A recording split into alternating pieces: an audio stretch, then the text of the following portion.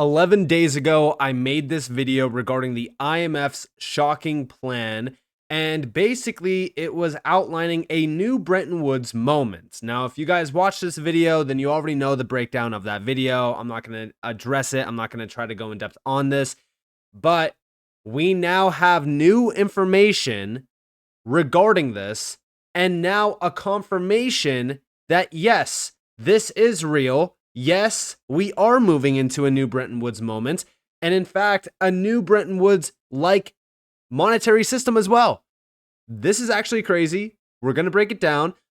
Welcome to the channel, everyone. My name is Nick. For those that are new to the channel, hopefully by the end of this video, you do become a subscriber. If we take a look at this IMF document, this was the one in that video. I strongly encourage everyone to join the free Discord. There's going to be a link at the top of the description below. This is one of the most valuable and informative Discords out there, and it's completely free. There's a free side that has a ton of free crypto gems, free market strategies, guides, market trends, free charts, and there's also going to be new cheat sheets dropped in this Discord. And already, we have a ton of testimonials from members of the Discord that have been absolutely loving it. So what are you waiting for? Go and click the link at the top of the description below and join the free Discord. What they told us was that the pandemic is now giving us this new Bretton Woods moment where everything basically needs to change. Now, mind you, if you guys have been following crypto for a while, if you've been around this market for a while, since going all the way back to 2020, then you know just how significant the pandemic actually was to accelerate and push the digitalization narrative into overdrive. And ever since this 2020 timeframe to now, things have been going absolutely crazy around DLT, blockchain, and crypto adoption, not to even mention CBDCs and the entire digitalization of finance itself. Now, building on top of this, we have this video over here from Subjective Views, and this is how they break the news to the sheeple that their entire monetary system is about to change. The rest of us have been paying attention for a long time. Many investors are anticipating a future where the dollar's role is diminished, but that's a question of whether it would happen organically, or do you need another Bretton Woods to shake things up? Check this out. All right, let's open up the history books. This day, July 22nd, 1944, the 3-week-long Bretton Woods Conference ended with an agreement by 45 nations for unprecedented multilateral economic cooperation, a crucial launching pad for the world's post-war financial prosperity. That conference, held at a somewhat dilapidated estate up in rural New Hampshire that had been mothballed for almost 2 years prior, would make history several times over, particularly for the United States, which leveraged its newfound military dominance into monetary dominance as well. Remember, the U.S. became the world's largest economy all the way back in the 1870s, yet the British pound remained the dominant currency for decades to come. Bretton Woods, it changed all that for good. While best known for creating the International Monetary Fund and the precursor to the World Bank, the conference's lasting legacy has to be the creation of an open, rules-based global trading system underpinned by mechanisms to keep exchange rates stable. That last part is key because it came with a U.S. government pledge to convert the dollar into gold at $35 per ounce as part of that stabilization regime, which by default made the dollar the global monetary standard. Now, that monetary mechanism of Bretton Woods largely dissolved within 25 years when President Nixon suspended the gold convertibility. But the dollar by then had already seized the throne. And even in an unpegged floating rate world, investors, multinational corporations, and governments alike embraced the dollar more than any other currency, which leads us back to the question of the day. What percentage of the world's currency reserves are in dollars? The Bank of International Settlement estimates more than 80% of foreign exchange transactions are in dollars, and the IMF says 59% of global currency reserves are in greenbacks, about 3 times the share of euros. That disparity is more than academic. It gives the U.S. that so-called exorbitant privilege that allows it to set interest rates lower than it might otherwise be and allows the government to fund budget and trade deficits in perpetuity. But of course, nothing ever stays the same. And after 80 years as king of the world, many investors are anticipating a future where the dollar's role is diminished. But that's a question of whether it would happen organically, or do you need another Bretton Woods to shake things up again? Now, as I've said, right, the IMF already told us that we already have the new Bretton Woods moment. But is this enough confirmation that this is happening? No, it's not. Over here we have from the World Bank website. This is this happened on July 1st, by the way, of this year. This was organized by the Atlantic Council. And if we actually look here, we have July 1st, 2024 marks the 80th anniversary of the opening of the Bretton Woods Conference, which birthed the World Bank and the IMF. This event explores the ambitious architecture of the international financial system set out at the Bretton Woods Conference in 1944. Now, the big thing to focus on is that this was organized by the Atlantic Council, all right? And it's also focused on the Bretton Woods 2.0 project. This is designed to reimagine the institutions for the decades ahead and will be complemented by an event on July 25th as well. And this is with the G20 and central bank governors meeting together to discuss even more in depth regarding this. Now, the Bretton Woods 2.0 project over here from Atlantic Council, which, by the way, yes, they are the same ones that are tracking CBDC initiatives. Here we have the Bretton Woods 2.0 Fellowship. Within this, we could actually see a breakdown of the fellowship behind this.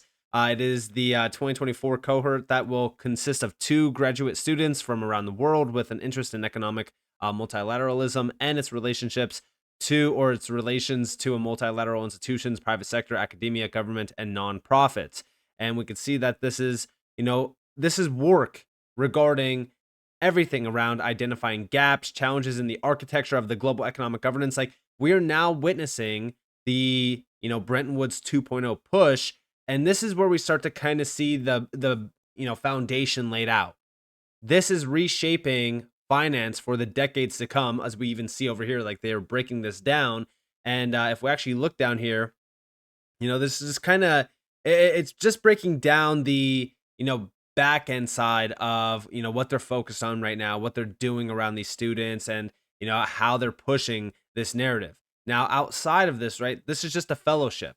The actual project itself is over here where they break this down. It examines the deep challenges facing the Bretton Woods institutions and works to reimagine the governance of international finance for the modern global economy. Again, the fellowship is more so building, learning, identifying, challenges around this. It's basically breaking down how can we, build this Bretton Woods 2.0 system? How can we push this into, realization? And if we actually scroll over here to the Bretton Woods 2.0 push, so we have, what is the Bretton Woods 2.0 project? The Bretton Woods institutions were created in 1944 in the hopes that stronger international economic coordination would prevent another world war. Today, more than 80 years later, these institutions need to be revitalized and reimagined for a transformed global economy. In an era of fierce geopolitical rivalries and unprecedented crises at a global scale, there is a profound need for reforms to the world's monetary and financial system. But how exactly? What would a Bretton Woods system look like if it first emerged today? And well, that's where a lot of these events kind of come into place. We have a lot of research behind this, how they could actually push this into realization. They are working with the IMF, they're working with the World Bank, they're working with the biggest names out there around this. And it seems as though this is to revitalize, right? How can we, push them into today's society? How can we, underpin what we already know about Bretton Woods and really kind of, just reimagine it for the, digital age? Over here we have from the Atlantic Council going back to 2022, modernizing the Bretton Woods institutions for the 21st century. This is exactly their full focus. And if we actually look down here, right, this is the breakdown. This paper outlines reforms for the Bretton Woods institutions, such as the World Bank Group, the International Monetary Fund, and the World Trade Organization. The world needs a Bretton Woods 2.0 for the 21st century. The challenges that led to World War II, inequality, protectionism, and rising nationalism have resurfaced and created the dire need for reform of these institutions. New, even bigger challenges such as climate change, pandemics, global inflation, and supply chain disruptions now threaten the global economy and trade. The current institutions are too small and ill-equipped to adequately address the threats of widening wars and surging food and fuel prices. Basically, what they're telling us is, hey, guess what? We're going to utilize everything that is out there right now as a thing to accelerate this push. They're utilizing what we now have in terms of, the financial system, these big, these big moves being made by all of these nations against the US dollar, because again, they're tired of being, in a financial system that's dominated by the US dollar and utilized as a financial weapon. So as we look at this, right, like all of these challenges, if you will, are just being utilized as an accelerant for this new Bretton Woods system. We have this paper argues that a new international financial and economic architecture is needed. Bretton Woods institutions must be modernized and revamped to help address these problems for the remainder of the 21st century. The new system requires 3 core R's: a revised global remit, an enhanced resource base to help individual countries confront collective global problems, and the mandate to monitor agreed upon global rules. The IMF must refocus itself on addressing global financial instability and macroeconomic policy. The World Bank must become a financial institution focused on planetary sustainability and shared prosperity. A strengthened WTO, World Trade Organization, must become the forum for freer and fairer trade in goods, services, and cross-border transactions. These institutions must work with regional and other United Nations specialized bodies. They should coordinate with bilateral aid agencies, sovereign wealth funds, pension funds, and private philanthropic organizations. The IMF, the WTO, and even the WBG need to leverage their power and resources to draw in private capital at much higher levels. This would provide the Bretton Woods institutions with the needed resources and expertise to address rising global challenges and development needs. These reforms would create a stronger international economic and financial architecture suitable for the 21st century. And guess what? As we actually look at this, guess what the BIS with the IMF and all of them are pushing? A unified ledger around tokenized assets, around DLT, all of it. And even back here in March of 2023, at the time where we saw the banks collapsing, nobody was paying attention. We need a new Bretton Woods moment. This was back in March of 2023. Over here, we have the Bretton Woods Committee. Look down at the bottom, guys. He pointed to Ripple, a dollar to euro encrypted foreign exchange network, as a positive example, but argued the more research is needed before considering government integration. Again, this is an assistant director of the Reserve Bank Operations and Payment Systems Division of the U.S. Federal Reserve, literally talking about how Ripple could be a big example of what? Well, if we actually look here, it's around the role of central banks in modernizing payment systems and describe the objective of the U.S. Federal Reserve Board as providing safe and efficient payment systems. He expressed cautious optimism that cryptocurrencies offered as an alternative to the current system of payments, but concern about the risk that non-bank actors would bring to the financial system.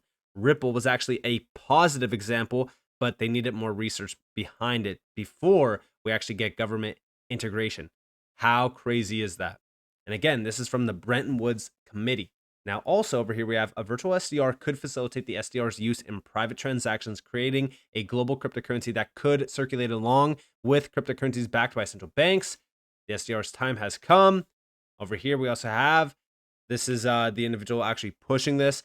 He's a Columbia former Minister of Finance and Public Credit and a professor at Columbia University. Currently a board member of Columbia Central Bank. He is the author of Resetting the International Monetary System. And here we have SDRs being brought up. Ripple co-founder Chris Larsen is joining high-level discussions with the International Monetary Fund on fintech and the future of finance. Again, the IMF is the one behind all of this. They're the ones pulling the strings with the, G20, the BIS, the World Bank, you name it. Over here we have Ripple, CBDCs, and interoperability bridging the gap in innovation. The IMF, reimagining money in the age of crypto and central bank digital currency. I mean, how comical are these connections? Then over here we have from Utility Theory, found an old video in a deep rabbit hole. If anyone is interested, the Bretton Woods Committee from 10 years ago, the century may witness the emergence of a new multi-currency system. And again, this is the future of the dollar and the international monetary system. What's funny about this is, guess what? The BIS, Project Enbridge. Guys, the Finternet. Literally a multi-CBDC platform for cross-border payments. This is exactly what they were telling us 10 years ago from the Bretton Woods Committee. This century may witness the emergence of a new multi-currency system. Focus on what these major innovations from names like the BIS, which by the way, Ripple has worked with the BIS. Focus on what they are telling you. Focus on what they're pushing and then align it with what we saw in the past. This is all of the members, by the way, of Project Enbridge. Look at this. So, and the IMF, by the way, is a big one. The World Bank as well. This is what they have been telling us. This is what they've been pushing for. This is the new Bretton Woods system. This is that new Bretton Woods moment. It's all been building up to this. And again, like I said, if we actually look at this, right, they're telling us all of these problems, inflation, supply chain disruptions, pandemics, climate change, all of these problems that are, being pushed to us, they're all accelerants for this. They just need to cause the problem, get the reaction, and then push the solution. The solution is the Bretton Woods 2.0 system that they are in the process of actually building with the World Bank, the World Trade Organization, the IMF, which all of these companies, all these big organizations just seem to always be on the board or an observing member on these major projects that are now being pushed by the central bank of central banks, which by the way, the BIS is literally pushing the Finternet, the new financial system essentially. It's very interesting, right? It's very comical, but all of this was already confirmed. They already confirmed it, right? Bretton Woods 2.0 is coming regardless of what anyone out there is saying. And we're just waiting. We are just waiting. Yeah, it might take some time, but guys, the entire architecture of the international financial system is going through a substantial change, and blockchain, DLT, AI, it's at the forefront of it. So with that being said, if you guys enjoyed this video, if you guys did, definitely leave a like, subscribe, turn notifications on because more free content. You guys are more than follow me on Twitter and join the free Discord down in the description below. And with that being said, guys, it's been Nick. Thanks for watching. Peace out.